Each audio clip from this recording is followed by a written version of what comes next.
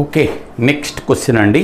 ఇది school level text బుక్స్లో question అండి. యాక్చువల్లీ 4a3 అనేది ఒక 3 అంకెల సంఖ్య వాడు చెప్పాడు. 4a and 3. అలాగే దానికి ఇంకొక 3 అంకెల సంఖ్యని 984 యాడ్ చేసా అంట.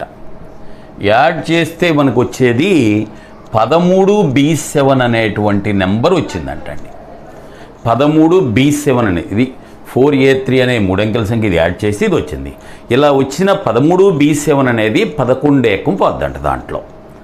అయితే నిన్ను అడిగింది ఇదిగోండి, b² మైనస్ a² ఎంత అని అడిగాడు. చూద్దాం. దీంట్లో 11 ఏకం పోతుంది అన్నాడు కదండి. ఏది 13b7లో పోనీ ఇక్కడ చూద్దాం. చూడండి, ఇక్కడేం పర్లే, ఇక్కడైనా 13b7లో ఇదిగో ఈ రెండు కలిపితే 10, అంతే కదా. మరి ఈ రెండు కలిపినా కూడా 10 ఉండాలిగా. మరి 11 ఏకం పోవాలి అంటే ఆల్టర్నేట్ నెంబర్స్ మొత్తం ఇటు 7, 3, 10.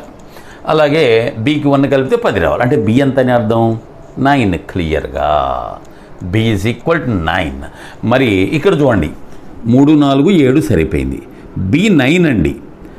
ఇక్కడ 8 ఉంది. అంటే ఏ ఎంత ఉండాలి? 1 కదా. 1కి 8 కలిపితేనేగా 9 వచ్చేది.